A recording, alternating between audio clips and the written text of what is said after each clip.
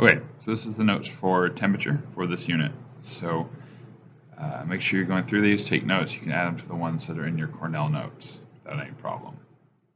All right, so this falls underneath still standard 1, but we are focusing on entirely making sure you can convert between energy units.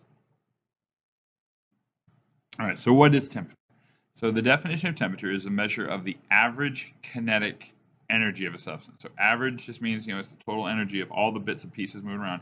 And remember, kinetic energy is movement. So temperature is all about movement. That means the faster stuff is moving, so the more kinetic energy it has, the higher the temperature. Okay. So temperature, the actual official metric unit is Kelvin. But remember, we did discuss, and we have discussed, Kelvin's really good for really, really high numbers, like temperatures, or really, really low temperatures. When we're dealing with stuff in a lab, we normally measure stuff in Celsius.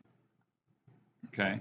The nice thing is that Kelvin and Celsius have the exact same increments, so they go up the same way. So 1 Kelvin is the same as 1 degree Celsius in increments, in spacing.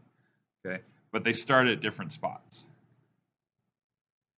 Kelvin starts at absolute 0, and Celsius is kind of a scale. We'll talk more about that in a little bit.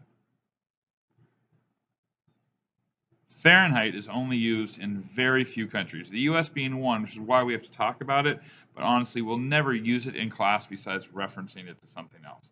But because it's the one that you're going to see on the news, it's because it's the one you see in your everyday life in the US, you do need to understand how we can connect Fahrenheit to Celsius and Kelvin. But in class, we're mainly going to be using Celsius and Kelvin.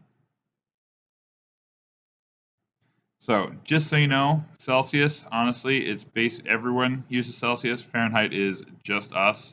There's a couple places like the Bahamas, which gets a lot of American tourists, Belize, which is a former British colony, the Cayman Islands, which are in the Caribbean as well, Palau, which is over in the South Pacific, and the United States are pretty much it who still uses Fahrenheit. A lot of these have a history of either being tourists with America, a lot of Americans coming to visit, or they're British colonies or have been associated with a while. It's silly. We use it. It's dumb. All right, so this is the beauty. Celsius, I've talked about. Celsius is based on the idea of, is focused on water. So that is the idea that for water, the two key things are freezing point and boiling point. So Celsius sets freezing point at 0 and boiling point at 100. So a degree in Celsius is everywhere in between. Kelvin is actually based on the concept of absolute 0. So remember, we said temperature is average kinetic motion. So the thing is, what happens if you have no motion? That's what we call absolute 0. So absolute 0, which I wish I had a better pen to write with, absolute 0 is the temperature in which all motion stops. So even electrons stop moving around. That is considered to be, that is set at 0 Kelvin. So you notice that Celsius is in degrees, Kelvin is not, because Kelvin is based on an absolute. Because it's based on absolute, we don't actually refer to it as degrees. So there's no such thing as degrees Kelvin, it's just Kelvin. Celsius, because it's just a scale that we set up, that's measured in degrees. So the relationship between the two is they set absolute 0 at Kelvin, or they set 0 Kelvin at absolute 0. They set 0 Kelvin at absolute 0, and that works out to negative 273 Celsius. And that means 0 Celsius is the same as 273 Kelvin.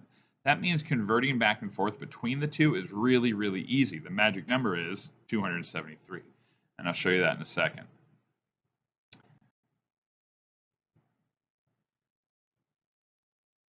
So the other thing we have to make sure we're clear about is there is a difference between heat and temperature. Temperature is the measure of average kinetic motion. So this is just talking about it's not all of the energy in the system, it's just measuring that average, how much is moving around. Heat is the total amount of kinetic energy in a system. So this is the entire system. So when we get to the heat unit in second semester, you're going to see us talk a lot more about that. But we use temperature to connect the two together. So because heat and temperature are measuring different things, they have different units. When we talk about heat, we're talking about joules and calories. When we talk about temperature, we talk about degrees Fahrenheit, degrees Celsius, or Kelvin. Heat energy can be transported without the temperature of a system changes. Okay, that's why it's important, because temperature is an average, heat is the total. So this is a big example. Ice water. You put a ice cube in a glass of water. This is a very bad drawing of one. Okay, and you stick a thermometer in there.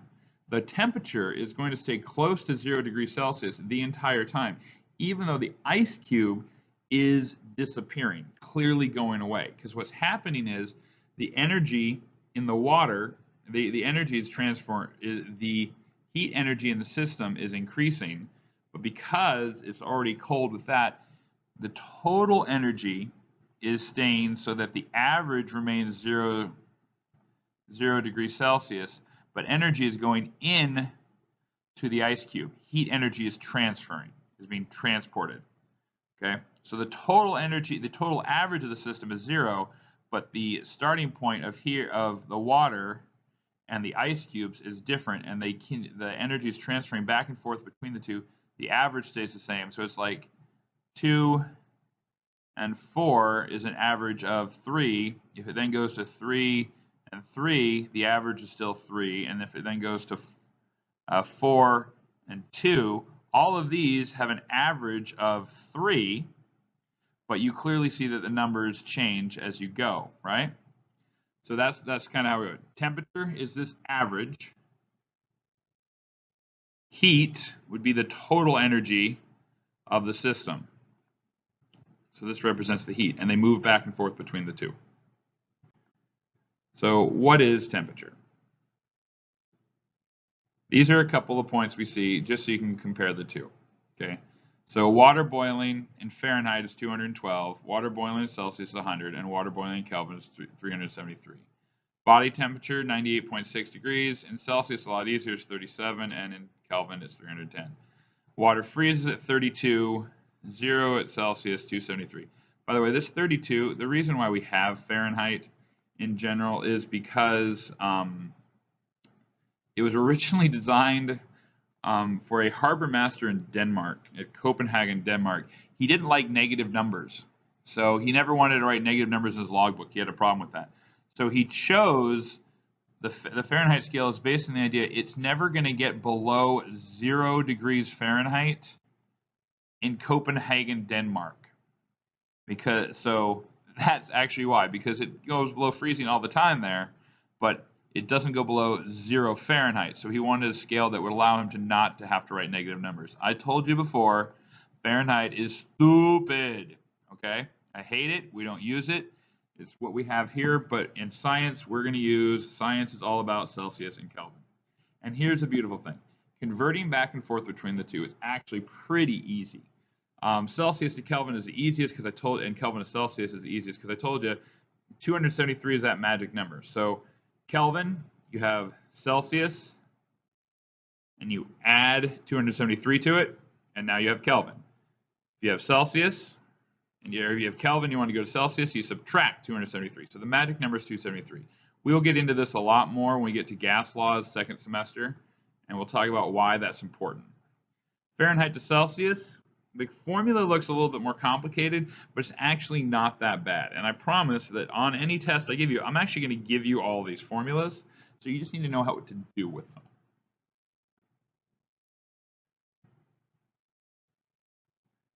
So there's our formulas. So let's convert 22 degrees Celsius to Kelvin. Okay, so we see that Kelvin, we're going to use this equation, right? Kelvin is equal to Celsius plus 273. So we do Kelvin equals 22 plus 273 degrees Celsius is equal to 295 Kelvin. That's all it is. Celsius, easy peasy, lemon squeezy. That sounded cheesy. Huh, that rhymed too. Cool. All right, convert Fahrenheit to Celsius. This is a little bit more work. So we look up, we got to find the right equation. Here's our right equation. So it's Fahrenheit minus 32 times 5/9. Okay.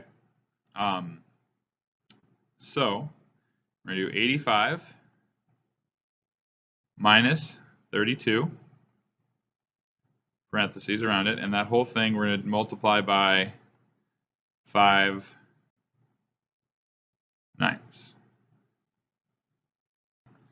Bust out a calculator. 85 minus 32 is equal to 53, and then times 5/9. 5/9 is the same as 0.556, so 53 times 0.556 is equal to 29.4 degrees Celsius. Okay, so once again, the math is a little annoying, but it's not particularly hard. Okay, so going forward, I have two sets of slides here that you can use, this slide and the next, to help you practice.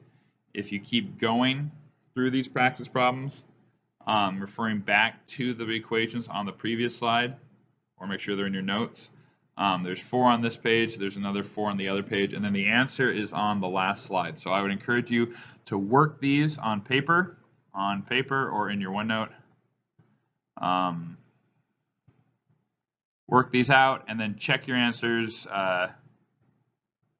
Check your answers on the last page. From the last page.